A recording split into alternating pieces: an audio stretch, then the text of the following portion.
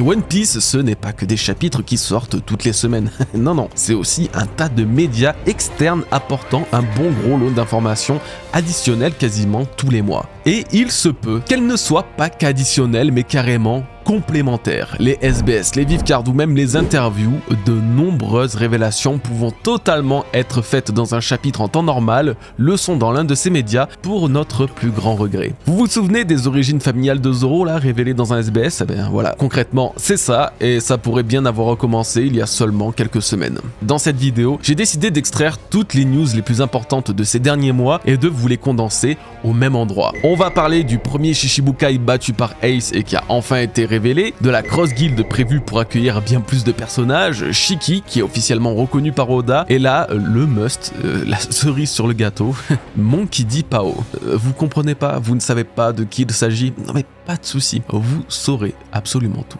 Ça y est, après des années d'attente, 6 ans pour être précis, Imu a enfin daigné nous faire écouter sa petite voix dans l'épisode 1118 de One Piece. C'était un événement vraiment attendu car depuis son introduction, Imu est teinté d'un tel mystère que même son apparence et son genre restent inconnus après toutes ces années. Sa voix était peut-être un moyen de découvrir ce qui se cache derrière cette silhouette, et si vous avez vu l'épisode 1118 ainsi que le 1119 qui suivait, vous avez dû remarquer, avec ou sans surprise, qu'il est strictement impossible de pouvoir en tirer une conclusion, car la Toei a bien fait attention d'altérer sa voix. Donnant un mix parfait entre une voix masculine et féminine, il est encore aujourd'hui impossible de donner un genre à Imu malgré son échange avec Cobra. Ah et oui, petit détail supplémentaire, mais les crédits ne donnent aucune indication puisque le doubleur d'Imu est marqué de 3 points d'interrogation. La Toei ne manque pas de vigilance pour préserver le secret. Au-delà de cette news, c'est une vraie actualisation de la question qu'est-ce qu'est vraiment Imu qui peut se poser. Est-ce un homme? Ça expliquerait pourquoi le Gorosei l'appelle Seigneur Imu, au point que dans toutes les langues et traductions, il tend de plus à le considérer comme un homme dans ce contexte si formel. Est-ce une femme? Son apparence, sa manière d'être et d'agir, c'est une personnalité assez féminine et perso, ça reste toujours mon ressenti depuis sa première apparition et jusqu'à la révélation finale. Et sinon, s'agirait-il d'une entité totalement différente? Peut-être que la voix actuelle d'Imu n'est pas altérée, c'est sa véritable voix car Imu ne sera pas ou ne serait plus humaine. Lorsqu'Imu parlait avec Cobra ou même avec le Gorosei, elle parlait à la première personne du singulier, non pas en disant « je », mais en disant « mu ». Or, dans le bouddhisme zen, dont Imu pourrait être inspiré puisque les katakana de son nom signifient Bouddha, eh bien le concept de mu représente le vide, le rien. Et si Imu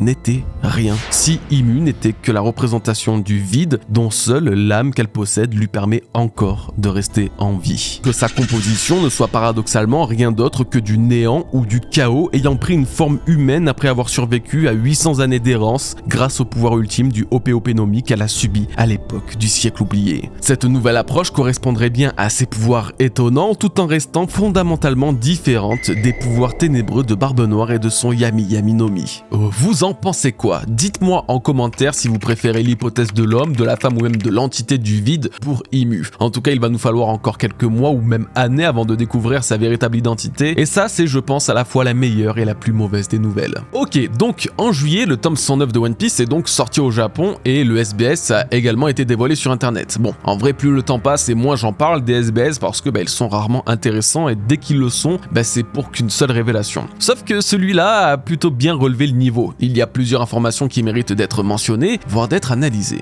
Un fan a demandé à Oda ce qu'était réellement la lame de Fujitora. L'auteur aura alors répondu qu'elle se nomme Yakuza Kasen, que c'est un Shiko Mizue, et par-dessus tout que c'est l'une des 12 lames suprêmes forgées par Fugetsu Kizaburo, un Saijo Owazamono. Pour rappel, il n'y en avait que 4 connus avant celle-ci, le Yoru de Mihawk, le Mura Kumogiri de Barbe Blanche, Ace de Roger et le Shodai Kitetsu de normalement Vénus Duro. Alors oui, ça aurait été plus cool de l'apprendre dans l'histoire directement. D'ailleurs, je ne comprends toujours pas pourquoi Oda n'a pas calé dans un des chapitres de Dressrosa, par exemple, le statut si exceptionnel de cette arme, mais bon, on commence à en avoir l'habitude malheureusement. Ce qui est intéressant dans cette révélation, c'est le forgeron de cette lame, Fugetsu Kizaburo. Si le nom de Fugetsu ne vous inspire rien, c'est que vous n'avez pas été assez attentif au clan de Wano Kuni, puisque les Fugetsu sont, avec les Kozuki, l'un des 5 clans de Daimyo. En plus de ça, on connaît au moins un membre de ce clan, et c'est Omusubi, l'un des 3 samouraïs capturés et enfermés par Kaido aux côtés de Yamato sur Onigashima, quand elle était enfant. Donc ça remet en perspective notre, ou du moins ma vision des forgerons de Wano Kuni, puisqu'il n'est désormais pas bête de penser que les 5 clans de Wano ont chacun eu un forgeron ayant créé une des 12 lames suprêmes. Détail important, les Kitetsu semblent être les ancêtres des Kozuki, en tout cas c'est ce que laisse sous-entendre Sukiyaki en disant que le Nidai Kitetsu a été forgé par Kotetsu, son ancêtre, sachant que Sukiyaki lui-même a forgé le Sandai Kitetsu possédé par Zoro depuis Lockdown, il serait logique que le dernier Kitetsu, le Shodai du coup, celui dans la catégorie des lames suprêmes Seijo Owazamono, ait également été forgé par un des ancêtres Kozuki. Reste désormais à savoir si les Shimotsuki, les Uzuki et les Hamatsuki ont eux aussi forgé l'une de ces 12 armes légendaires. En tout cas et contre toute attente, le Shiko Mizue de Fujitora est une arme terriblement puissante et légendaire. Nouvelle question de lecteur à Oda. Au chapitre 1100, le Shishibukai Case abattu a été mentionné par Kuma et Saturne. À quoi ressemblait cette personne? La réponse d'Oda ne s'est pas fait attendre et il révèle alors son nom, Hanafuda, son hobby qui est de collecter les Zoan antiques, que ses intentions sont inconnues mais que du haut de ses 5 mètres, Hanafuda était aussi surnommé le roi des lézards. Là, pour le coup, c'est vraiment une très grosse information. Ça ne fait pas que depuis le chapitre 1100 que l'existence d'un Shishibukai inconnu à ce jour est spéculée, puisque déjà au chapitre 552, nous apprenons qu'Ace avait refusé une place au sein des grands corsaires. C'était suffisant pour se dire qu'une place vacante était sûrement déjà occupée par le passé. Nous en avons eu la confirmation au chapitre 1100 et plus de précision aujourd'hui. Alors même si on n'a finalement pas beaucoup d'informations, elles sont suffisantes pour générer beaucoup de questions, voire même beaucoup de théories. Physiquement, déjà il a un skin atypique à la One Piece, d'ailleurs je sais pas vous, mais moi il me donne vraiment un mood des années 2010, limite pré-ellipse du coup. Ça pourrait se comprendre si Oda l'avait en tête depuis le Flashback Days, lorsqu'il a refusé de rejoindre les Shishibukai. Peut-être qu'il me fait aussi pas mal penser à Kid, tête de mort, les gants métalliques, le pantalon, c'est même pas con de penser qu'il puisse s'agir de son père ou de quelqu'un de son entourage. On va pas faire les stylistes, mais voilà, qu'on aime ou pas, il dégageait quand même un vrai truc. Là où par contre c'est assez étonnant, c'est au niveau de son nom et de son hobby. Le Hanafuda est un jeu de cartes traditionnel japonais, signifiant littéralement carte à fleurs. C'est une référence au design très floral de chaque carte de ce jeu. Tenez, vous voulez un fait marrant? Eh bien Nintendo, très célèbre fabricant de consoles et concepteur de jeux vidéo, vendait à l'origine même de leur création des cartes d'Hanafuda. Bref, ce jeu de cartes a quand même laissé une grande empreinte dans la société japonaise en général, au XVIIIe siècle, et Oda en a parfaitement conscience, comme en témoigne la cover du chapitre 862, où Shanks et Baggy sont vus jouer une partie d'Hanafuda, encore adolescents, sous la surveillance de Roger et de Riley. C'était d'ailleurs à ce chapitre précis que j'ai appris l'existence de ce jeu, comme quoi les mangas, ça apprend vraiment des trucs, quand même. Pour en revenir à Hanafuda, le Shishibukai, outre le lien avec les cartes, il a aussi avec les Zoan, en cherchant apparemment à tous les réunir et les collecter. Sauf que le problème, c'est que là, je vous ai quasiment fait la description de Kaido. Son équipage est basé sur les figures des jeux de cartes avec King, Queen, Jack, le roi, la reine et le cavalier. Les numbers, eux, sont les chiffres, et il travaillait avec Doflamingo, le Joker. On fait difficilement plus explicite, je pense. Pire encore, Kaido est connu pour vouloir créer un empire animal, c'est la raison pour laquelle lui, mais aussi absolument tous les membres de son équipage sont des utilisateurs de Zoan. Même les Smileys sont des Zoan artificiels. Alors quand on nous dit que Hanafuda était le roi des lézards et voulait collectionner tous les Zoan antiques, est-ce que ça n'aurait pas un petit lien avec Kaido? Les deux se connaissaient-ils? C'est totalement envisageable et je pense même que Kaido a récupéré tous les fruits du démon d'Hanafuda après que ce dernier se soit fait vaincre par Ace. Il fut bien surnommé le Tokage no Ho, le roi des lézards, n'est-ce pas? Dans l'équipage de Kaido, ce n'est pas moins de 6 personnages qui ont mangé le Zoan mythique d'un reptile, des Zoan de la catégorie Ryu no Mi. Certes, en japonais, Ryu signifie dragon, quand Tokage signifie lézard, mais dans l'imaginaire collectif, les dragons représentent des reptiles volants géants, des lézards qui n'en sont pas vraiment, certes. C'est pourquoi Hanafuda aurait eu, soit dans son équipage, soit dans sa collection de fruits du démon, les 5 Zoan antiques modèle Ryu no Mi que Kaido a récupéré et donné à King, Queen, Ulti, Page One et Sasaki, le 6e étant Drake, et possédait déjà son Allosaurus avant de rencontrer Kaido. Vu que ce personnage fut révélé uniquement dans un SBS, c'est difficile de savoir si on aura le fin mot de cette histoire. Est-ce qu'un lien unit vraiment Kaido à ce Shishibukai, ou Hanafuda est-il simplement un brouillon, une version Echo Plus de Kaido, le roi des bêtes? C'est à vous de me le dire, vous en savez pas plus que moi, mais au moins je vous ai déjà donné ma théorie. On continue sur les questions avec cette fois-ci Shiki, le lion d'or. Un lecteur demande à Oda si les événements du film Strong World sont officiellement intégrés à la chronologie de l'histoire principale vu que Shiki est enfin apparu officiellement. Ce à quoi Oda répond que le film n'est pas vraiment lié à l'histoire principale mais que oui, Shiki existait dans One Piece depuis le début pour être utilisé ensuite dans les films. La seule différence est que Shiki ne devait pas avoir le fruit de la lévitation.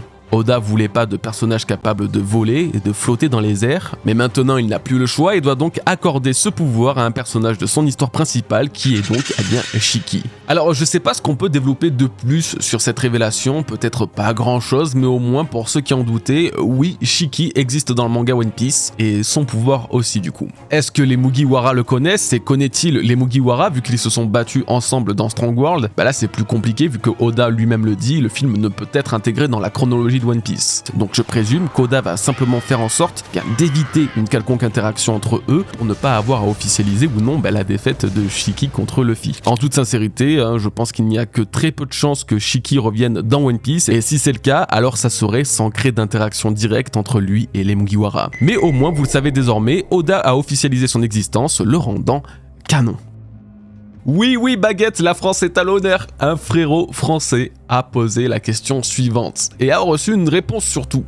Comment les membres du CP9 ont été promus au CP0? Oda a donc répondu qu'après l'incident de Enies Lobby, Lucci et son groupe ont disparu pour devenir plus forts. Au même moment, Spandine, le père de Spandam, a été promu en tant que chef du CP0. Plus tard, Lucci et son groupe ont découvert que des gros noms de la pègre et des anciens prisonniers du niveau 6 d'Impel Down complotaient un crime d'invasion avec Spandine. Ils les ont combattus et arrêtés. Lucci et les autres ont intégré le CP0 et Spandine, lui, a perdu son autorité quand son fils est devenu le toutou de Lucci. Bon, déjà, dénonce-toi. Toi qui as eu la chance de recevoir une réponse d'Oda, même si t'as pris quand même une grosse balle perdue de sa part. Ensuite, la réponse d'Oda sur cette histoire est un petit peu chelou, puisqu'il nous parle d'un crime d'invasion dont on n'avait absolument pas connaissance. Que voulait vraiment envahir la pègre, les anciens prisonniers de Impel Down et Spandine? En tout cas, cette organisation de l'ombre devait représenter un vrai danger pour le gouvernement mondial pour que leur défaite par Lucci les propulse au rang de CP0. C'est dommage de ne pas avoir plus d'informations à ce sujet, surtout depuis le temps qu'on attend de découvrir ce qu'ont fait pendant 2 ans les prisonniers évadés d'Impel Down par Barbe Noire.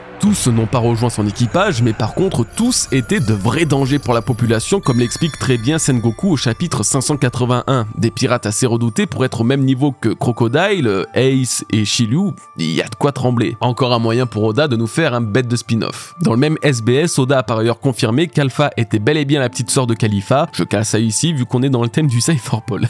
Oda répond à une question sur les impératrices Kuja et donne la chronologie de leur règne et existence, en tout cas à partir de Gloriosa. Donc il y a Gloriosa, l'impératrice d'il y a 3 générations qui a quitté Amazon Lily après avoir contracté la maladie d'amour. On l'a vu au chapitre 1096 aux côtés des pirates de Chebek, donc elle est possiblement tombée amoureuse de l'un d'eux pour le suivre. Ensuite il y a Shaki, l'impératrice d'il y a 2 générations qui est elle aussi partie d'Amazon Lily après avoir eu la maladie d'amour. Aujourd'hui elle vit aux côtés de Rayleigh. Et c'est ici qu'apparaît Toritoma, l'impératrice de la génération précédente régnant sur Amazon Lily entre Shaki et Hancock. Toritoma, contrairement aux autres, est décédé de sa maladie d'amour et ne réapparaîtra pas dans l'œuvre. Après cela, c'est Hancock qui a pris les rênes d'Amazon Lily, mais qui a encore contracté la maladie d'amour envers Luffy. Voilà, donc il faut bien penser que la maladie d'amour, c'est simplement l'amour en fait. Pour y survivre, il faut apparemment tout quitter pour suivre son bien-aimé, comme l'ont fait Shaki et Gloriosa, chose que Toritoma n'a malheureusement pas réussi. Oda précisera carrément que par le passé, les impératrices de ce pays sont toujours mortes de cette maladie sans en connaître la raison. C'est assez fou, mais aussi poétique, et bien que seul l'amour est capable de tuer de telles guerrières. Pour parler de Toritoma, nous ne savons rien de plus sur elle, si ce n'est que dès que je l'ai vue, moi elle m'a fait penser à un personnage. Alors non, je vous ressortirai pas la théorie qu'elle est la mère de Luffy. Pas parce qu'elle est impossible, mais parce que Toritoma m'a beaucoup fait penser à Atlas, l'un des satellites de Vegapunk. En tout cas au niveau de la coupe, je saurais pas vous expliquer, mais on dirait qu'il y a un petit truc. Je serais étonné que Vegapunk se soit inspiré d'elle pour Atlas, mais là encore rien n'est impossible. En tout cas j'espère que grâce à ça, vous comprendrez mieux la chronologie du règne des impératrices d'Amazon Lily. On va finir la partie SBS avec une information qui va nous confirmer une question largement posée autour de Kuma et son fruit du démon depuis l'apparition de Kuma en fait. Un lecteur demande à Oda si les endroits où le Nikyu Nikyu no Mi peuvent envoyer quelqu'un sont limités uniquement aux endroits visités personnellement par Kuma. Ce à quoi Oda répond que oui, c'est bien le cas et que Kuma a voyagé autour du monde par le passé. Voilà, le Nikyu Nikyu no Mi ne permet donc pas un voyage sans limite, il faut d'abord avoir visité le lieu pour y renvoyer une personne. Durant son flashback sur Egghead, nous avons pu effectivement constater que Kuma était allé partout, dont certains lieux où il y envoya des Mugiwara pour l'ellipse des 2 ans. Il est donc bien allé sur Wezoria, sur Baltimore, mais également sur Amazon Lily. Et ouais, alors finalement, n'est-ce pas de lui que Toritoma est tombée amoureuse avant le règne d'Hancock? Un amour non réciproque qui plongera lentement l'impératrice Kuja dans une maladie dont elle ne pourra jamais s'échapper. Nous en avons enfin fini avec les infos du SBS. Ouf, ah bon, à part le petit coup de blues là de la fin, c'était plutôt cool, non? Alors ne partez pas car nous avons encore un gros tour à faire sur les Vivcards cette fois-ci et même de toute façon la vidéo n'est pas finie. Profitez-en pour laisser un j'aime à cette vidéo ainsi qu'à vous abonner car plus de 42% d'entre vous ne le sont toujours pas. Alors n'hésitez pas, vous le regretterez pas. Ok, on attaque les Vivcards maintenant.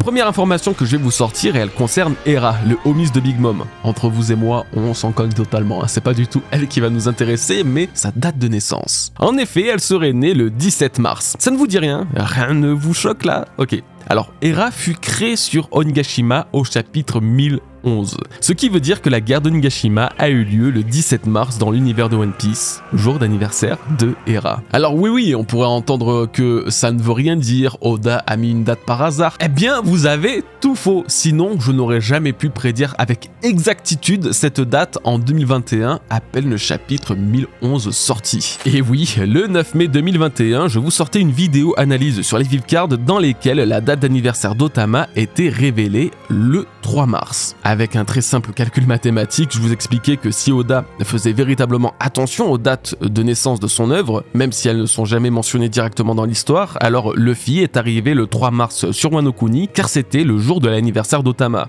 Et donc, après les 2 semaines de préparation pour la guerre, les événements d'Onigashima se dérouleraient entre le 17 et le 18 mars. Chose qui s'avérera aujourd'hui, 3 ans plus tard. Alors, ok, c'est cool parce que moi j'adore savoir les dates, j'adore trouver une logique dans des détails aussi insignifiants. Mais finalement, ça veut dire quoi? Ça apporte quoi de particulier? Eh bien, pour l'instant, rien. Mais ça prouve justement qu'Oda a bien cette logique. Il fait attention à ces dates en particulier. En tout cas, c'est le cas de ses éditeurs et de ceux qui font les Vivcards. Voilà, en tout cas, je voulais vraiment vous en parler. Quand je le théorisais à l'époque, pas mal d'entre vous aimaient plonger avec moi dans cette chronologie cachée de One Piece qu'ils n'avaient jamais imaginé. Alors j'espère que ça continuera de vous passionner. Ah bah tiens, on reste encore sur Wano Kuni pour une petite information au sujet d'Higurashi, la grand-mère d'Orochi là, celle qui a pris l'apparence de Momonosuke pour aider Kaido à vaincre Oden. Eh bien c'est confirmé, elle a bel et bien rencontré et copié Shiki à l'époque des Rocks. C'était l'une des raisons pour laquelle on pensait que Shiki était canon, mais ça en est la confirmation. Par contre, on connaît toujours pas la nature de leur rencontre et malheureusement, je crois qu'on n'aura jamais la réponse. Alors, info utile ou non, j'en suis pas sûr, mais c'est toujours bon à confirmer. Guernica et Myosgard sont tous les deux bien confirmés comme étant morts. Voilà, on sait qu'Oda galère toujours un peu à sacrifier ses persos, mais eux ne reviendront normalement pas. Dans un des croquis de la Cross Guild dessiné par Oda et présent sur la Vivcard de cette organisation, nous pouvons découvrir qu'un 4e personnage semblait être prévu dans la fiche principale. D'emblée, je dirais que c'est Perona, en tout cas ça y ressemble, ce qui soulève encore une fois la question suivante, est-ce qu'Oda a prévu plusieurs membres de la Cross Guild et va-t-il vraiment aller au bout de son idée? Doflamingo, Weevil, Moria, accompagnés de Perona, du coup, plus le temps passe et plus nos attentes sont énormes à ce sujet. Rappelons que Perona et Moria ont réussi à s'enfuir de la ruche, comme révélé dans le chapitre 1126. Maintenant qu'ils n'ont plus rien et qu'ils veulent se venger de Teach, pourquoi ne rejoindraient-ils pas bien la Cross Guild? Croyez-moi, nous allons l'avoir, notre organisation full Shishibukai déchu. Soyons juste un petit peu patients. Ok, bon, si pour l'instant l'intégralité des Vivcards n'était pas non plus à se péter le crâne contre le mur, une news a par contre vraiment secoué la communauté lors de sa parution, et le pire dans tout ça, c'est qu'elle concerne Queen, messieurs dames, qui l'eût cru. Alors Queen qui se nomme en réalité Cyan, ou Science, je sais pas trop en fait, mais c'est pas ça qui va nous intéresser parce que la chronologie de sa vie nous est un peu dévoilée. Il y a 39 ans, il produisait des armes pendant son affiliation avec les Mads. Il y a 36 ans, un enfant est né, sous-entendant qu'il serait devenu papa. Il y a 33 ans, il est recruté par Kaido. Il y a 29 ans, il quitte les Mads. Il y a 26 ans, le gouvernement mondial considère les recherches des Mads comme dangereuses et capture leur équipage. Et il y a encore 26 ans, il abandonne son fils de 10 ans et rejoint l'équipage des Piratos sans bête, commençant à se faire appeler Queen. Alors déjà ouais, il était recruté par Kaido pendant qu'il était chez les Mads, ça n'a duré que 4 ans, mais personne ne s'en doutait ou ne le savait. Mais surtout, il est devenu papa, et c'est là que ça devient dingue, puisqu'on connaît un personnage dans One Piece qui est né il y a 36 ans et qui a été abandonné à l'âge de 10 ans. C'est Cutty-Flamme, alias Franky. Franky a 36 ans, Franky a été abandonné à l'âge de 10 ans par ses parents qui étaient pirates. C'est déjà ouf, la coïncidence est terriblement troublante, mais là où ça peut encore plus vous mindfuck, c'est en prenant en compte cette théorie qui existe apparemment depuis le 1er novembre 2022 et sur laquelle je suis tombé quand la Vivecard a été révélée. Donc attention, la suite n'est pas de moi. Il disait que tous les deux aiment la danse, tous les deux sont pervers, tous les deux aiment la science. Franky est apparu au volume 39, quand Queen, lui, est apparu au volume 93. Mais en tout cas, voilà globalement pourquoi Franky serait le fameux fils de Queen qu'il a abandonné enfant. Un tas de questions se posent alors, comme par exemple, pourquoi n'avoir rien révélé sur Wano Kuni et pourquoi aucun des deux ne se sont rappelés de l'autre. Vraiment, on avait un arc entier pour avoir à la fois la révélation et son développement. Comment réintroduire cette histoire là maintenant qu'elle est passée ? Ça reste de la théorie, certes, mais elle a quand même du poids, de la cohérence. Et découvrir encore les origines d'un Mugiwara à travers un média externe, ça commence un peu à faire grincer des dents. Alors, il y a bien sûr un autre concurrent à Franky pour être le fils de Queen, c'est Weevil, puisqu'il a lui-même 35 ans, qu'on ne connaît pas son père biologique officiel, et surtout parce que, tout comme Queen, sa mère, aussi faisait partie des Mads, en plus d'avoir fait partie de l'équipage des Rocks. Mais voilà, le problème, c'est que il a 35 ans Weevil, pas 36, et jusqu'à preuve du contraire, il n'a pas été abandonné à ses 10 ans, comme l'a été Franky. Donc voilà, c'est vraiment une très grosse news, à la fois vraiment dingue et terrifiante si la théorie s'avère vraie, parce qu'Oda, alors qu'il avait, je pense, le temps d'y consacrer au moins un petit chapitre durant l'immense arc de Wano Kuni, a totalement éclipsé le lien entre ces deux personnages, alors que c'était sûrement le moment idéal pour nous apprendre une telle nouvelle, si bien sûr la théorie finit par se confirmer. Bon, on en a fini avec les Vivecard, heureusement que Queen était là pour monter le niveau, parce que c'est le vide intersidéral, ces databooks en ce moment, c'est une catastrophe. Nous passons maintenant à la suite, mais surtout à la partie finale de cette vidéo, avec Forward.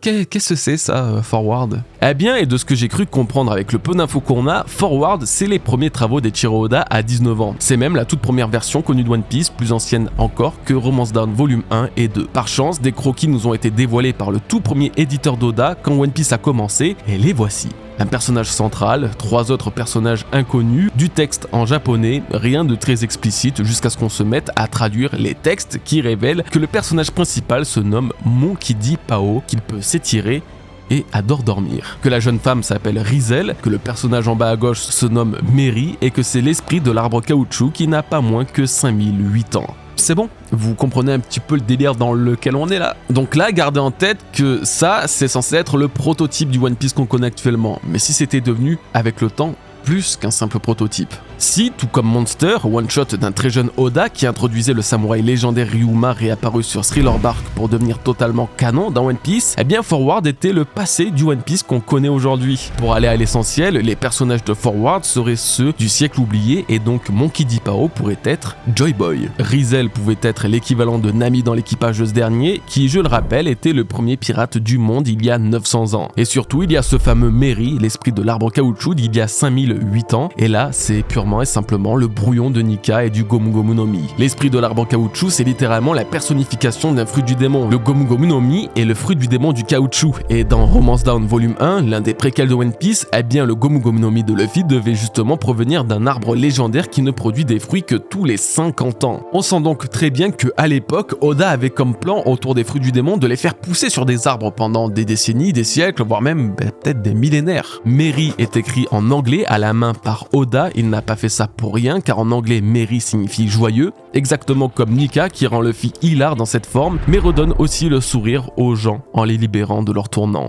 Maintenant concernant son âge de 5008 ans, il y a bien un élément quasiment aussi vieux dans One Piece, c'est ou du moins c'était l'arbre de la cognition d'Ohara qui avait 5000 ans. Est-ce qu'il a été inspiré par le Mary de son prototype? Eh bien oui, c'est possible, cependant les 8 années supplémentaires qu'il a rajoutées devaient vraiment avoir une vraie importance dans sa première histoire. 8 ans avant ou 8 ans après une naissance, un événement, et j'en passe. Alors je sais pas encore encore vraiment comment Oda a process pour passer d'un vieux esprit d'un arbre caoutchouc à un fruit du démon consommé par Luffy, mais en tout cas j'ai strictement aucun putain de doute que Merry, c'était Nika. Et pour Pao, déjà avant même de commencer One Piece, il avait le nom Monkey D en tête, exemple parfait à nouveau que cette famille en particulier avait une importance énorme dans les origines de son œuvre. La ressemblance physique entre Pao et Luffy laisse effectivement penser que Pao était le brouillon de notre futur roi des pirates, mais encore une fois, pensons à Ryuma. Ryuma existait avant même One Piece, avant même Zoro, et Oda l'a encore introduit sur Thriller Bark et Wano Kuni en rendant son histoire totalement canon dans l'œuvre. Aujourd'hui, nous savons qu'il est d'une certaine manière l'ancêtre de Zoro, alors pourquoi ça ne serait pas le cas pour Pao et Luffy? Pao serait aussi introduit dans One Piece en tant qu'ancêtre de la famille Monkey D et serait même l'ancien Joy Boy, le premier roi des pirates, utilisateur du Gomu Gomu no Mi, conférant les pouvoirs du dieu soleil Nika. Justement, dans le futur, Oda pourrait nous dévoiler que Nika est une véritable identité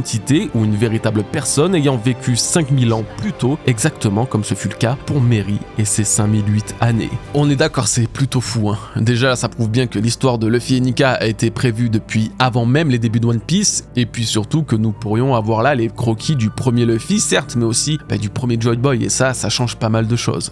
Eh bien voilà les bros, c'est enfin la fin de cette grosse vidéo news. Je vous ai pas menti quand je vous ai dit qu'elle serait vraiment bien. Moi je l'ai kiffé, en tout cas j'espère que ça a été le cas pour vous aussi. N'hésitez pas à me le faire savoir en commentaire et en likant cette vidéo. Merci beaucoup à tous et à toutes. Écoutez, je vous dis à la semaine prochaine pour la review du chapitre 1128, si je dis pas de bêtises, de One Piece. En attendant, n'hésitez pas à me rejoindre sur Twitch, au cas où je décide de stream ces prochains jours. Merci à nouveau, portez-vous bien, prenez soin de vous et de vos proches. Peace et bro.